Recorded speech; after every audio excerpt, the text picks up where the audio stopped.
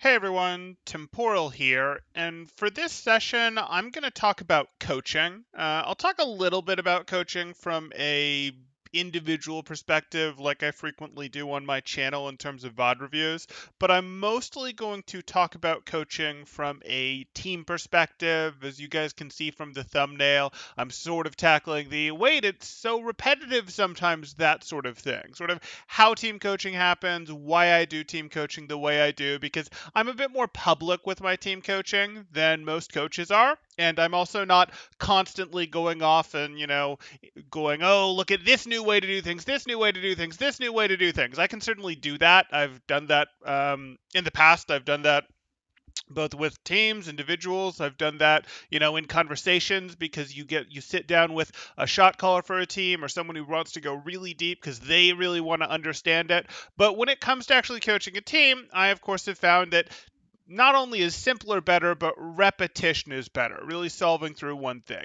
And it was sort of inspired by this tweet that one of my players then responded to that was put out here by what I believe is a tier 3 coach. I'll read the tweet. We're not going to spend like an hour going over this tweet, this thread. This is more going to be me talking about why things work the way they do and why repetition is so effective in team coaching. And you guys may have recognized this if you've listened to videos where I'm coaching Northeastern between maps on matches where, wait, Temporal is saying the same things a lot of times in a lot of different matches. Why doesn't he bring anything new to the table? Why isn't he coaching them better? Why is he just repeating himself? And, well, I'll get to that.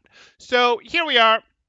Coach Sama says, honest question, how many of you have sat in multiple VOD reviews and scrims and as a team tried to apply what has been said?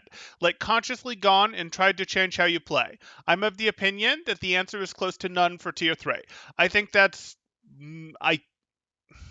I don't want to say that's disingenuous, but I certainly would say that's not a very generous interpretation. I think there are definitely lots of people in tier 3 who do not apply what's been given to them, things like that, or who have not done a very good job of applying what coaches have given to them. There's also not that many amazing coaches in tier 3. There's some good coaches in tier 3, but the scene is starving for good coaches. And the scene is starving for good coaches in part because you get into a little bit of, okay, what's the point? What's at the end of the tunnel? The scene, we know the state of Overwatch, all those things. The path to pro for coaching is actually probably even rougher than it is for players, but that's neither here nor there. The point is, there's not a ton of great coaching out there, but yes, there is something to be said for the fact that, hey, coaching happens, a coach will sit down and tell players something, and it'll seem like the players just don't implement it, and then perhaps a rookie coach or an inexperienced coach gets frustrated and goes, well, what's the point? I told them how to solve this, last map. I told them how to solve this last scrim. I told them how to solve this 3 weeks ago. Why can't they solve it now? That sort of thing. And I understand why that gets frustrating to coaching, but there's more to coaching than just knowing all the right answers. If you just know all the right answers, that's fine. Work as a strategic coach for a head coach that is better at talking to players, better at breaking things down, can translate things, understands how people work a little bit more. But if you're, taking on a head coach role or you're the only coach for a team or you're doing things like that, then you do have to understand how coaching actually works. And I'm not knocking strategic coaching. I've done a ton of strategic coaching. I never particularly struggled with talking to players or breaking it down for players or anything like that, but I just found in a system that was the best place for me in some previous situations. But that's fine. So he's going to say, I'd like to say that this is based from a specific few players' teams I've been on where some people are unreachable. That being said, I have had players that have listened and done extremely well. So this gets a little tough because there are some players that aren't going to be reachable. There are players where this is an ultimate truth in coaching of as a coach, you're sort of a multiplier to make your team better. You're going, okay, I can train my team to get better 20% faster, to get better 10% faster, to get better 50% faster. Whatever the case may be, you're doing something to help them get better, or you're doing something to make sure they don't get rolled, that sort of thing. And that's helpful, but ultimately players do have to want to improve. They have to want to change. They have to want to keep getting better for things to work. It's the same reason that coaches, if they get into team building and stuff for contenders, for tier 3, recruiting for collegiate, owl, whatever the case may be, what they're going to do is the general rule at this point is you're going to get the most mechanically capable players that you can that are also hungry. Because if players aren't hungry, if players don't want to get better, things are not going to, they're not going to really continue improving. You're not going to be able to instill a desire to get better in them. You're not going to be able to fan the flame if the flame is out, to make them want to grind more, to make them spend time implementing stuff to sort of make that work. So there's definitely something to that of, hey, there's some players that are unreachable and probably just need to retire, not be in the scene, take a break, whatever the case is. But it's really too easy to write off players in a lot of ways and I'm worried that's what's happening here, of, hey, I told these guys what the answer was, I gave them the solution, and they're just not doing it. I can't help them. If they just do what I told them in VOD review, it would be fine. And I don't know this guy, Coach Sama. I have no idea who he is. Maybe he's, here, let's take a quick look here. Coach Sama, we can see Overwatch and Valorant coach, play Stupid Heroes, God of MS Paint artwork. Okay, fine. Doesn't matter. That's perfectly fine. But my point is, it's really too easy to just go, oh, well, it's the player's fault that they haven't got this. I explained it to them. Well, you probably explained it to them, maybe this person, maybe someone else, in a way that you could explain it to another coach, to an analyst, maybe to a shot caller who's really analytical, really likes to think about stuff, really likes to know the macro game and how all the swaps work and everything like that. And that's helpful if you're talking to that player, but that's not helpful when talking to an entire team. A, you're addressing a bigger audience, and B, that audience is going to have different strengths and weaknesses, and you're explaining something, and you're probably explaining something in a way of like, oh, the team just needs to go do this, when really everyone needs to know their individual parts. They'd like to know how it works together as a whole, but really, everyone is going to pay more attention because of their egos to the what's the me part? What's the me part? And like, you're talking a lot, but this is all about how the support line kites whatever, and I'm in the front line and I just don't care and you lost me, that sort of thing. So like, there's something here to how you explain things to teams that I do not want to overlook. But here we get onto Hirsch. This is one of my players. This is our off tank for Northeastern University. And he says Temporal can talk on this for a while, but basically he makes hard concepts simple for us, and then we usually understand them fairly fast, even if we're not double blocking 6 days a week. Because the way it's conveyed, then repeated, it works for us. And this is a valuable tweet. And yes, obviously, I like that it's like praising me. I'm not going to pretend that that's not nice to hear. But what's important about this tweet is, yes, contenders teams, really serious tier 3 teams, are going to be double blocking 6 days a week. That's 24 hours of scrims a week. On top of that, players are individually going to be laddering. There can potentially be some team VOD review going on, some individual VOD review going on. It is a lot of Overwatch. In collegiate, they're going for 2 scrims a week, 3 scrims a week, maybe 4 scrims a week. 4 scrims a week is pretty high outside of maybe those top 3 teams, 4 teams that you'd really think of there that have just put a ton of money into their school scene there. Excuse me.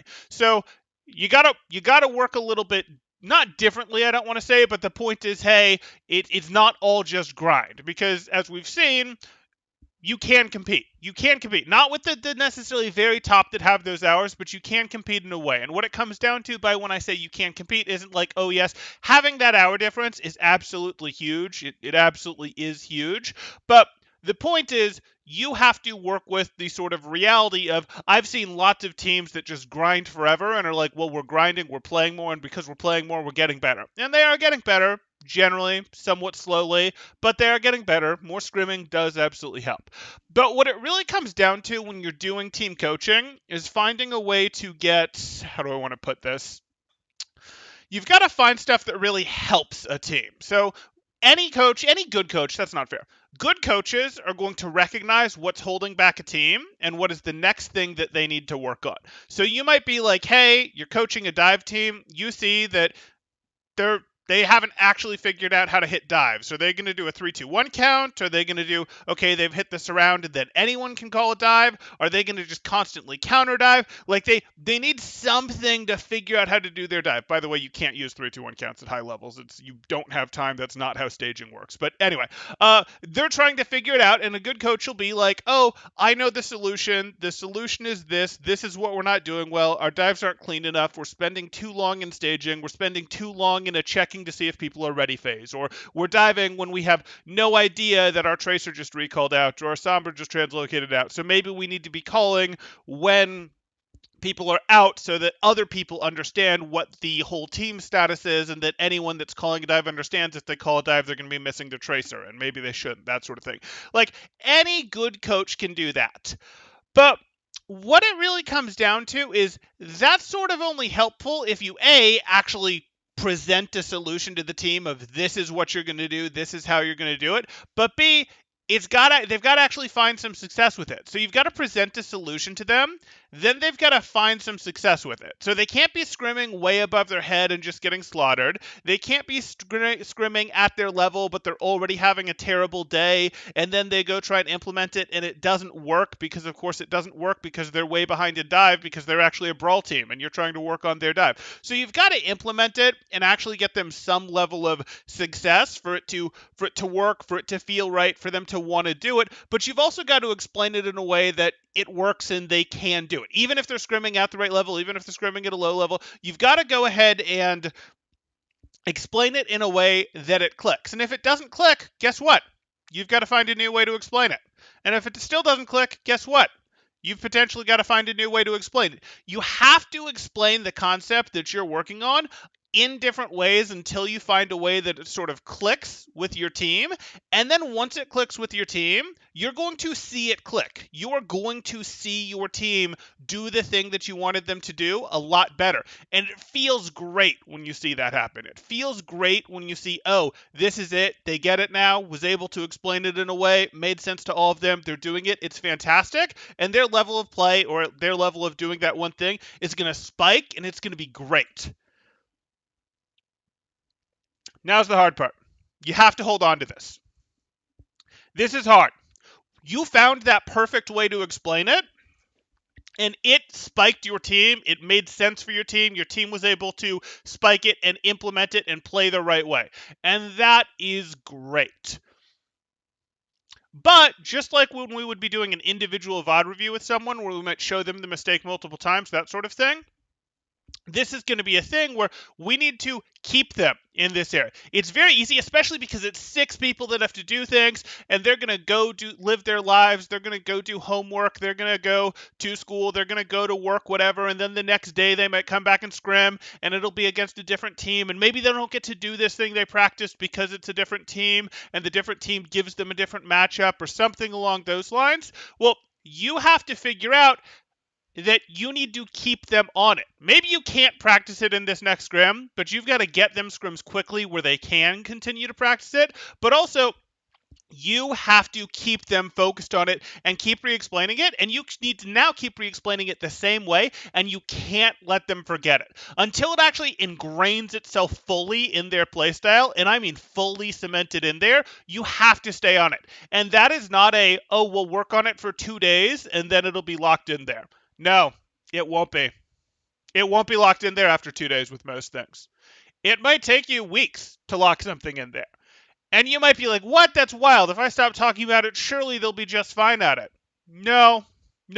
What'll happen is they'll be fine at it for a while, and then it'll probably fall off. And if you redo this part right here, you redo this explanation, it is not going to have that same hard hit that shot them up before. It's going to have this like, yeah, we know, we've heard it before, this sort of thing, so maybe it boosts them back up to here, and wait, that's not good enough, that doesn't really work. So you really do have to go, hey, we're going to explain this, and we're going to keep explaining this until we're really certain that it's clicked in there and locked in there. And that's not because your players are stupid, your players are fools, your players aren't smart enough, anything like that. It's got nothing to do with that. It's you're running with players that are going to implement things at different paces, and you're trying to implement things into a whole team, which is different and harder than implementing it into a one person because all of the pieces have to work together. They can only practice when they're together, and anyone being a little off can mess with things a little bit. Your main tank had a bad day. Your flex support is super tired. Anything like that can mess with it a little bit. So you've really got to stay on it, because if you re-explain it after you've explained it, you go away from it, you go back to it, it won't be as hard hitting. And when you keep repeating yourself, it also won't be as hard hitting. But that's okay. It's okay that it's not as hard hitting because they were doing it right and you're trying to maintain it. You're trying to really just keep them focused on it long enough, even if it's for a week, 2 weeks, 3 weeks, a month. You're trying to keep them focused enough on it that it really does cement itself in quite hard. At that point, can you afford to bring it up a little bit less? Potentially. If it's really cemented itself in, you can potentially recognize that and go, okay, now we're going to move on to the next thing. But you can't move on nearly as quickly as a lot of coaches think, because you see reversions if you do. And if you're not getting, so that would sort of be this big topic. You have to repeat yourself a lot more than you think once you've found a way that makes sense to the players to really keep it in there, to really seriously get it ingrained. If you let it fall off, once you're telling players something that they feel like they already know, it's not going to be as hard hitting for restoring that flame. It's like once you've started that flame, keep fanning that flame, get that flame to a standard point. You cannot let that flame go out because it'll be very, very hard to start up again. Okay. Okay.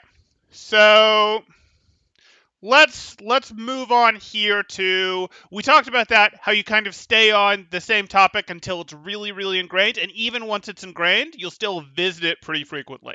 And just for examples, for those of you that follow my channel, pay attention to this, you can see I will do this. You will hear me talking to Northeastern in their live matches, for example, between maps. When I can talk to them, you will see me talking about lanes pretty consistently. It's not the only thing I talk about, but you will hear me talk about lanes a lot, reminding them. And some of you might be going, what, Temporal, like, you always tell them that, surely you have more things to tell them. Yeah, of course I have more things that I can tell them and do tell them and things like that, but I keep bringing that up, and I keep really, with the few, with the minute or so of time that I get, I stay on that because, or I have stayed on that for probably a good month now, because that's something that Hay is working on, really had to be fully solidified because it makes such a big difference to the level of play.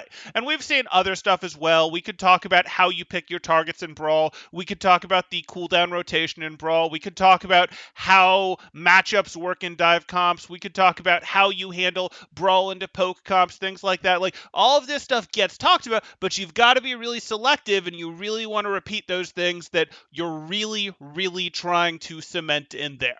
And you guys have, seen, hey, that's something that might look repetitive. There's very much a reason for it, and it's actually the difference between, like, oh, I'm a good coach because I know everything, and hey, I'm a good coach because I can actually get my players to get better over time, which is really what you're trying to do there. You're not trying to solve things for them for one scrim. What was I moving on to here?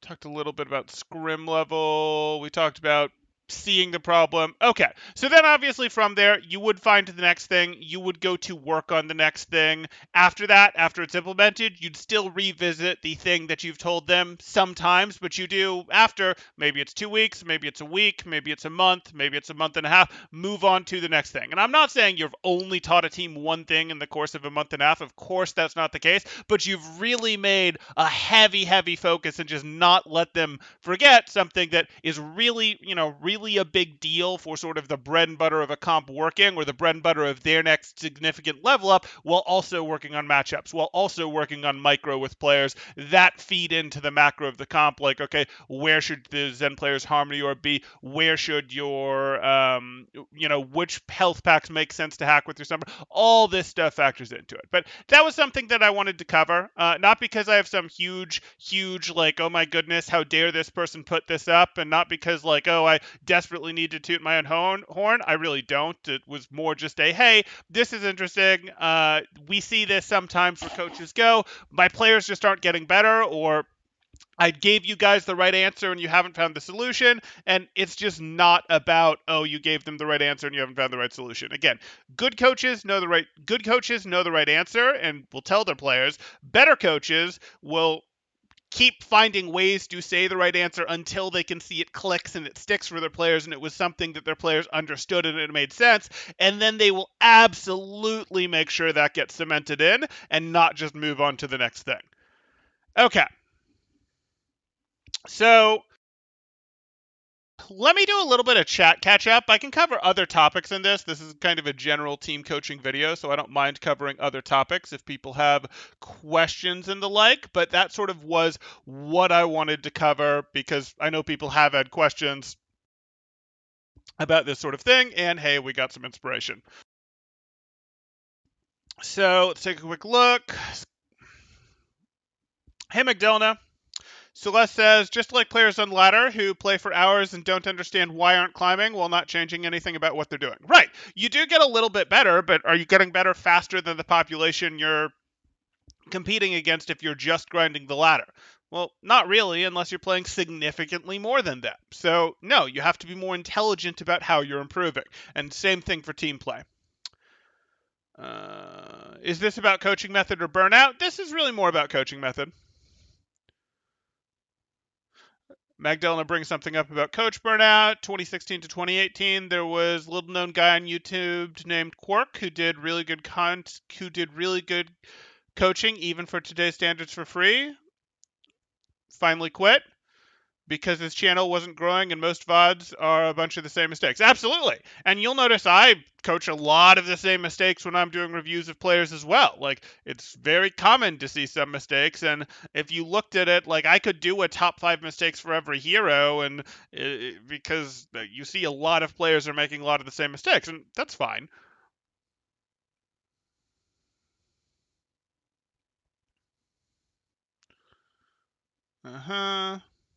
It's normal that people are making the same mistakes, right? Some mistakes are just ingrained from other games or natural instincts. Like, very often people have reload issues. Sure. It's a shame when people don't listen to Temporal's advice properly, like when silly people use damage beam on DPS instead of healing beam on tanks. No, that's not Temporal advice. Hey,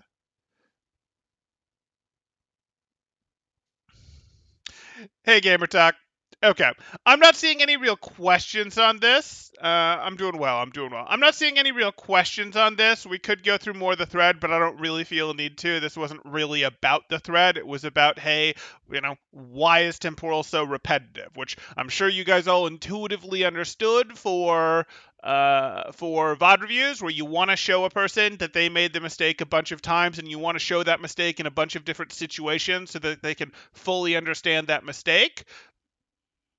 But then for team coaching, I can seem repetitive too if you guys are catching bits and pieces of my coaching of, oh, he's constantly talking in Brawl about the cooldown cycle, or he's constantly talking about the player that is taking the off angle and how they should be punished first, how they should have their cooldown forced first. Like, why is he always talking about that? Why isn't he talking about something, more specific to that match, to that round, etc.? And the truth is, sometimes I do. Sometimes something does not need to be solved, and I will solve it for a team in a match between maps if they haven't been able to solve it for themselves. But most of the time, the right answer is, hey, stay on this thing that you've been working on that has found you success, do not let it go away. Stay on it, stay on it, stay on it. And then once you've really fully ingrained it, you get to take them to the next level. But if you've really fully ingrained it, you've generally gone up a couple hundred SR in your scrim level, and hey, the next thing is going to force itself into play like pace of play, or teams really emphasizing going first as opposed to second, or things like that, and the answer will force itself into play, and then you move on to solving that. Hey, Keiju. It's more helpful to hear in the context of your specific play, though. Absolutely. Absolutely. Question incoming. Sure. Magdalena asks, how long should I focus on one thing? Like one VOD review, one day, see issue XYZ, decide to work on X, day two, see YAB is, oh, no. That's way too fast. It's very unlikely that you can work on something for a day and then be done with it and move on to the next thing. The best players in Overwatch and in most things are going to be the players that were able to do are able to most quickly implement fixes to their gameplay, are able to most quickly change their habits and move on to working on the next habit. The best players generally are going to be the players that are the fastest at that, but you can't really force yourself to do it faster. There's things you can do to make yourself do it faster. Have a proper amount of sleep, have a good diet, be in good shape, not have sessions that are too long, not grind doing it the wrong way for hundreds of hours, not, play when you're tired and then not be getting good practice. Like, there's things you can do it faster, but there's some level of, hey, you just have to accept that Space can implement a fix to his gameplay faster than you can. Like, that's a thing. That's how that's going to work. And the best players generally can implement fixes faster. That said, teams are going to implement fixes much more slowly than players are, as a general rule, because it's so much more complicated when you have 6 people doing something than when you have one person that needs to do something. And it's so much more complicated when you can only practice at certain times and other teams won't constantly give you the right setup to practice something than it is for an individual who can queue until they feel like they've got it and can go queue when they feel like they can learn. A team has to mostly do their scrim blocks, even if someone isn't feeling it right then and therefore isn't in the best learning mode, that sort of thing. So Magdalena, it's very unlikely that you can implement things in a day. Maybe you can implement things in 2 days. Maybe you can implement things in a week. Maybe you can implement things in 3 days. Maybe it takes you 3 weeks. Generally, when I talk, I say, hey, spend 5 to 50 games, because that's a pretty normal range. It's a big range, but it's a pretty normal range for how quickly people can implement stuff if they're consciously trying to implement individual things. Obviously, the low end 5, high end 50. If it's taking you more than 50, you're almost certainly not focusing on it enough to actually be implementing it. So that's where alarm bells start to go off for me. Temporal doesn't teach you how to win a single game. He teaches you how to constantly get better. I mean, that's the point. Yeah. I don't understand what it means to use 10 to 15% of your brain power. Can you explain how to do it? I mean, sure. Basically, what we're going for there is we still need you playing the game. We still need you playing the game, and you're using most of your brain to play the game. And if you stop using most of your brain to play the game and instead go, I am going to constantly be thinking about my reloads, all I'm going to think about is my reloads, your aim will get meaningfully worse because you're using brain power that needed to be used on mechanics on aim. You'll get ambushed by ultimates, by cooldowns, by abilities because you weren't tracking ultimates, cooldowns, those sorts of things. You'll get crushed because you aren't going to realize someone's around a corner because, oops, didn't realize that was happening. And I don't want you to get worse at all of those things that you've already built to a certain level. I don't want you to get worse at all of those things in a significant way, and I don't want you to permatize getting worse at those things while focusing on, say, fixing the reload issue. So I actually need you to still play the game, and mostly still play the game at near 100%. Not at actually 100%, because I do need some of your brain power focused on this thing that you're working on, more than you would normally do, because the normal amount that you would do wasn't doing a good enough job. So it's okay to pull off 5 to 15% of your, we'll say, level of gameplay, your thought process, to work on this specific skill, but I don't want you going, I'm spending half of my brain power. I'm spending 40% of my brain power working on this thing. Because if you do that, you will find that you're just getting crushed in the game. And that's really bad feedback. Again, we talk about feedback loops sometimes with Overwatch and how it's terrible for them. But it's really bad feedback for you to go, hey, when I work on doing this, I just lose, lose, lose, lose, lose. That's not going to have a good feedback loop for then you actually doing this in the future. You do still need to win some of your games. But even if that wasn't the case, you don't want to accidentally permatize while playing 50 games. You don't want to permatize not thinking about where opponents are. That would be a terrible thing to permatize. Or not thinking about, what the cooldown on flash is. Hey, that McCree's vulnerable. That would be a terrible thing to permatize in exchange for, oh, well, now my reloads aren't as bad. Okay, well, that's good, but I'm not willing for you to have this much fall off on other things to focus on this. And you will if you do it that way.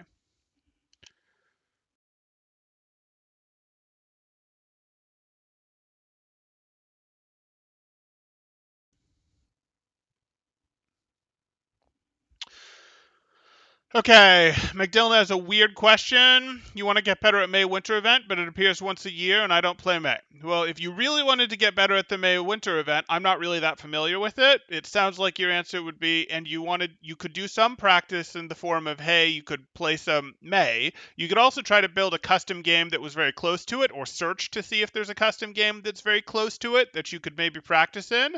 And then lastly, you could decide, hey, I'm going to schedule my time in such a way that I do have more time or time off, or, I have more ability to do it when it shows up. I'm going to get my work done, my school work, my whatever work done ahead of time so that I have a little bit more time when it comes out, as well as finally, since I already said finally, you can, look at videos, strategies, whatever for are people talking about it? Is there that sort of thing?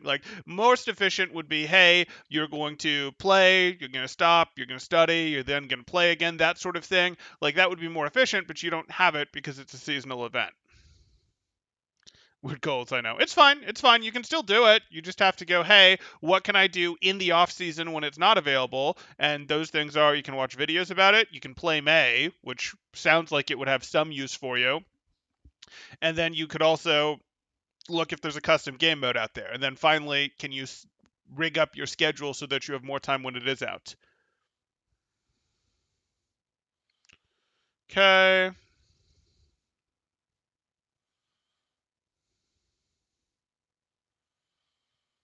Hmm. How important is comp to improve? This is from Gamer Talk. Could you be a quick play scrim warrior, or does quick play not offer enough tryhardness for other people to seriously improve?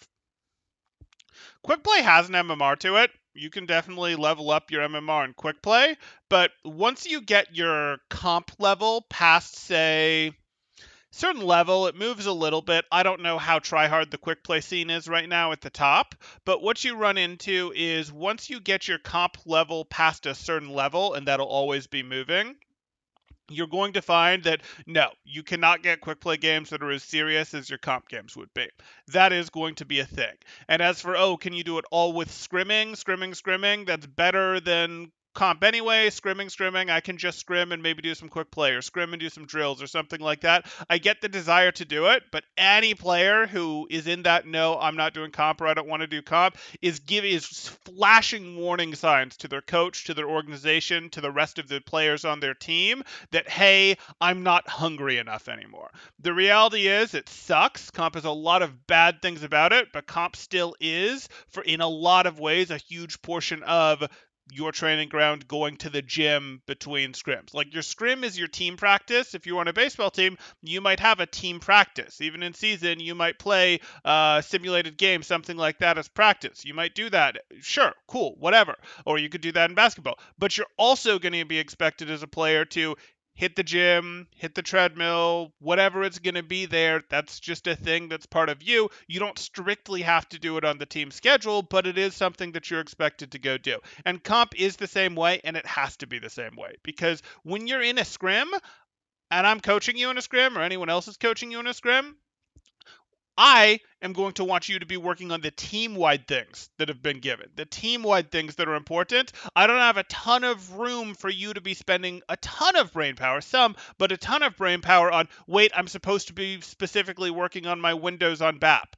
Well, yeah, but like, maybe if that's what I told you, I wanted you working on the scrim, but I probably actually in this scrim want you more working on something that's a little more specific, like getting those lamps off when that Maywall goes off, because it's really important and you can't simulate that as well on ladder, or whatever the case, whatever team type goal we have going on there. So the answer is no. You can't get away from comp. Like, obviously you can still perform okay. You can go, hey, I'm going to do a ton of aim training.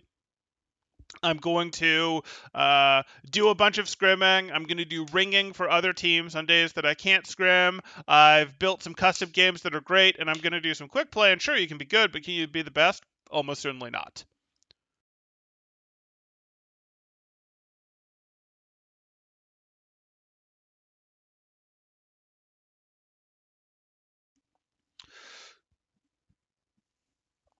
Alexander asks, any tips against tunnel visioning too hard? Have a friend that gets drawn into too much in mechanics. Playtime is not the problem. It's more mental focus. Other than sticky notes on monitor, play less. Getting drawn into mechanics isn't terrible. It's really, you don't want to make mechanics your focus while you're playing in terms of getting better most of the time. Like, you do need to put some focus on mechanics. That's, you should always have some focus on mechanics, but I really don't like it when players tell me, okay, I'm going into a playing session for 2 hours, for 3 hours, whatever, and my focus right now is mechanics. Because I look at that and go, BS. You're always working on mechanics, and your mechanics are something that get better over time. And if you really want to be working on mechanics, you're working in a custom lobby, you're working in tryhard deathmatch, you have other things that you can do and should be doing. It's not the most efficient place to work on mechanics, though there are things that you will do. Like, okay, you're a Winston that needs to work on tracking Genjis. You're probably not going to do a ton of that in DM. So yeah, and DM does play a little bit differently than the game does too. For example, Hanzos are going to get worse practice in DM for the range, one of the ranges that they like to play at, than they would in actual games. Like, I get that. You can use other types of lobbies to get that practice, but whatever. So there's things that you can do, but mechanics are generally a bad focus when you're queuing up for a session like that. If you're going to work on mechanics, you can do a little bit of that, but mostly it should be a, hey, I'm working on other things. It's much better to use playtime like that to focus on a specific thing that's a little more, we'll say, thought-provoking. And it wouldn't be as anything as broad as mechanics anyways. If it was mechanics, it would be something much more specific, like, hey, my upright flick, something like that. But what we get into is it's much better to work on something that's a little more macro, we'll say, than that. It's still micro because it's about you, but hey, I'm working specifically on flashing walls to get Genjis, or I'm working specifically on making sure that I'm doing a good job of using my tether when it's safe to do so to transition between positions, because I'm not doing a good enough job of that on Hammond, and I'm not positioning fast enough. I'm not using my tether enough because I'm like, I always want to have all my cooldowns when I need to be using it to take positioning, things like that between fights. Like, it's much better to work on that sort of thing. So to answer the question of tunnel visioning too hard,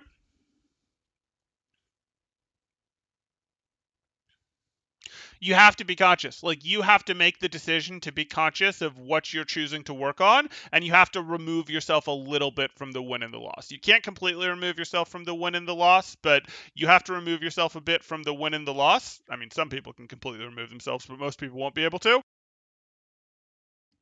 But you have to remove yourself a little bit, and this is what I'm talking about when I'm saying use 5 to 15% of your brain power to think about that thing specifically. You're saying don't tell you the sticky note method, and I don't care. Like, you can use sticky notes if you want, if they can do it, but you can also just go, okay, I'm going to set some trigger to constantly remind myself. Every time I eliminate someone, I'm going to use that as a trigger, a flag in my mind of, wait, what am I focused on working on again? Every time you get eliminated, wait, that's my trigger.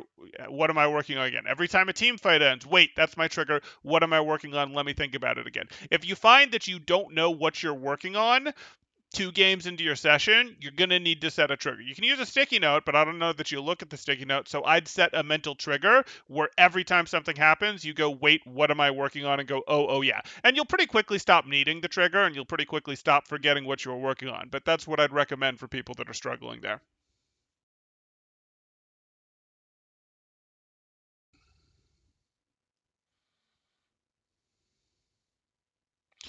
Doing a scrim is like having a single lesson. Comp is like singing into your hairbrush in the shower. Okay, okay. Uh-huh. Weird question. So you always think your aim is kind of bad because I have trouble 1v1ing people with Lucio. However, in my last tryout, my manager told me my aim is really good at some points. Now I'm lost in what's true. To whose standard? Maybe to your standard it's bad, but to your manager's standard it's good. That's sort of the thing. Like, what's the standard? To my standard, your aim probably sucks. To my standard, my own aim sucks. Like, it's everyone's going to have their own standard for that. So if you think you mechanically need to work on it, you can choose to work on it. It's certainly fine to go work on, specific, in specific workshops or go into try hard FFA and go do what you want to work on it because it's certainly not going to hurt you. But again, I wouldn't go into games going, I'm going to work on my mechanics on Lucio. I'd go into games going, okay, I'm going to work on my amp specifically to recover from my team ending up in bad situations. Or I'm going to work on my crossfade specifically around the timing of when my Reaper's going in, not going in. Or I'm going to specifically work on contesting Doomfist before they hit their rollouts, that sort of thing. If you can 1v1 someone on Lucio consistently, you are so much better than them. Lucio just isn't made for winning 1v1s when players have the same level of mechanics. I think that's sort of true. It's sort of a, yeah, sure. I won't strongly disagree with that. Like, it sort of depends on the confines of the 1v1. If the Lucio has forever to chip you down and leave, and chip you down and leave, and chip you down and leave, that's not fair because Lucio heals himself, but I get what you're saying. Any tips on how to remove yourself and stay focused on the mental stuff? Yeah, leave chat and leave voice chat. Leave team chat and voice chat. You don't have to leave match chat, though you can leave that too if you find it distracting, but leave team chat and leave voice chat when you're on ladder. It will make it way easier to focus on yourself and way easier to not focus on the stupid thing that your teammate said or who's blaming who for what. Like, it's way easier to focus if you leave those two things.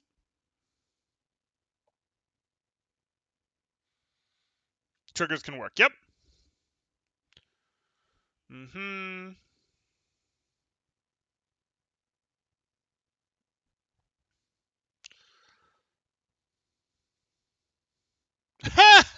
can try, McDonald. That's not exactly what I said, but you can try. Okay. I think that's gonna I think that's going to do it. If you guys are enjoying this type of content, please do drop a like. Consider subscribing if you haven't already done so. If you'd like to get coaching yourself, you can join my Discord in the description below. See what rates look like, see what sort of promos we have going on, as well as other special events. We do individual coaching, we do team coaching. We'll work all the way from low bronze up to contenders. Owl will do collegiate coaching. I do that for obviously a couple teams where I do a lot of it for, but I also then have teams where I'll just pick up a couple sessions with their team over the course of a season as a freelancer. So we're happy to figure out what works, but my rates are in the Discord in the description, or in the Discord you can see our cool community, see what topics I'm covering, decide if you want to be a part of that communication, if you want to be like, oh wait, this is a video I care about, I want to be in chat for this one, I want to ask temporal questions, or I want to tell him he's wrong. Hey, whatever you want to do there. Okay, I'll see you guys in the next one. Thanks. Temporal out.